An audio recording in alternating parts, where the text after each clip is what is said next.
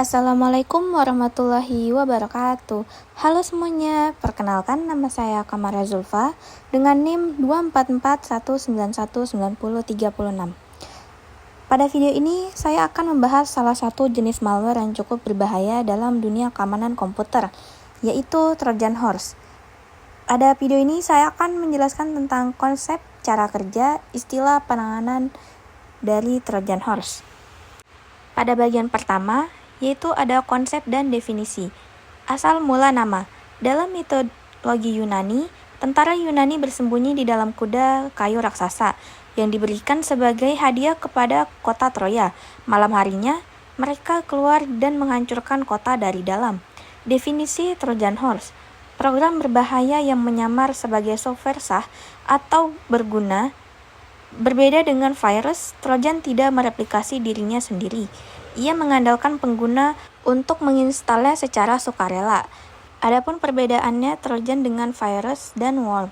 Trojan itu butuh diinstal user dan dia tidak mereplikasikan dirinya, sedangkan virus menyisip ke file lain dan mereplikasikan dirinya, sedangkan worm menyebar sendiri via jaringan dan dia mereplikasikan dirinya. Selanjutnya yaitu cara masuk dan cara kerja Trojan. Yang pertama yaitu melalui penyebaran seperti email palsu, situs palsu, atau unduhan software bajakan. Yang kedua, instalasi. User tertipu mengklik dan menginstal program yang tampak aman, tapi ternyata tidak aman. Yang ketiga, aktivasi. Trojan aktif di background tanpa sepengetahuan korban. Kemudian yang keempat, aksi jahat, mencuri data, membuka backdoor, atau mengunduh malware lain. Dan yang kelima, komunikasi. Mengirim data ke server command and control C2 milik hacker. Vektor serangan umum Trojan, email dengan lampiran berbahaya seperti X dan PDF palsu, drive by download dari situs web terinfeksi, software crack atau keygen dari sumber tidak resmi, aplikasi palsu di luar official App Store, link media sosial atau pesan instan mencurigakan, dan cheat engine atau mod game tidak terpercaya.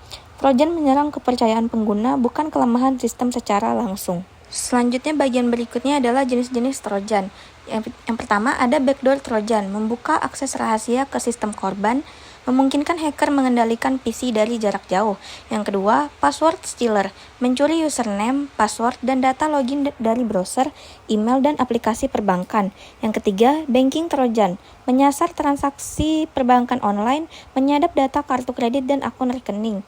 Yang keempat, spy atau keylogger, merekam semua ketukan keyboard dan tangkapan layar secara diam-diam tanpa sepengetahuan korban. Yang kelima, downloader Trojan, mengunduh dan menginstal malware tambahan seperti ransomware ataupun spyware ke sistem korban.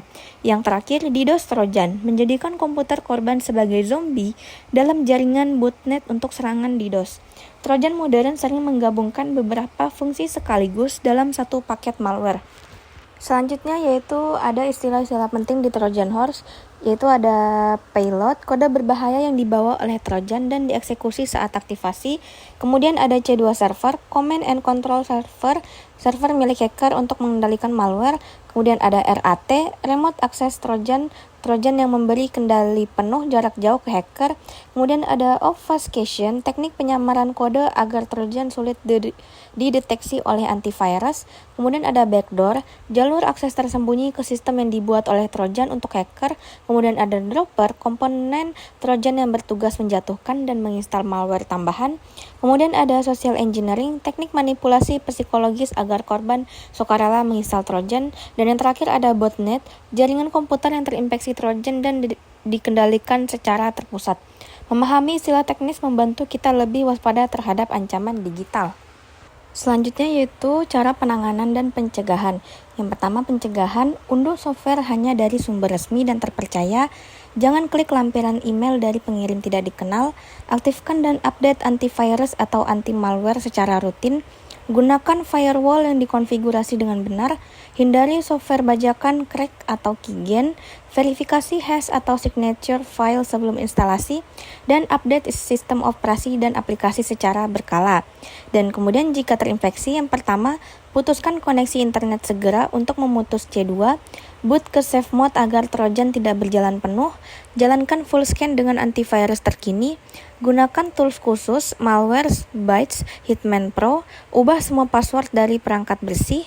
Periksa program yang berjalan di startup MS Config atau Task Manager.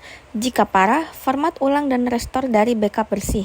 Backup data secara rutin adalah perlindungan terbaik dari kehilangan data akibat serangan Trojan.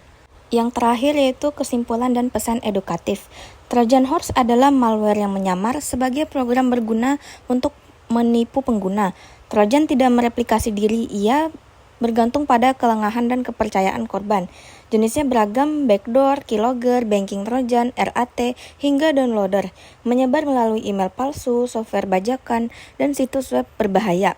Pencegahan terbaik, selalu verifikasi sumber, jangan sembarangan mengklik atau mengunduh. Nah, pesan untuk kalian yang menonton, di era digital, kewaspadaan adalah antivirus terbaik. Jangan percaya begitu saja pada program yang kamu unduh, selalu verifikasi, selalu selalu waspada.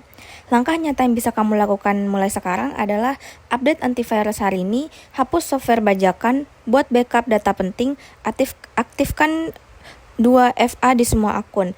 Keamanan digitalmu adalah tanggung jawabmu, mulai lindungi dirimu dari sekarang. Sekian video saya tentang Trojan Horse, dan bila ada salah kata saya mohon maaf. Assalamualaikum warahmatullahi wabarakatuh.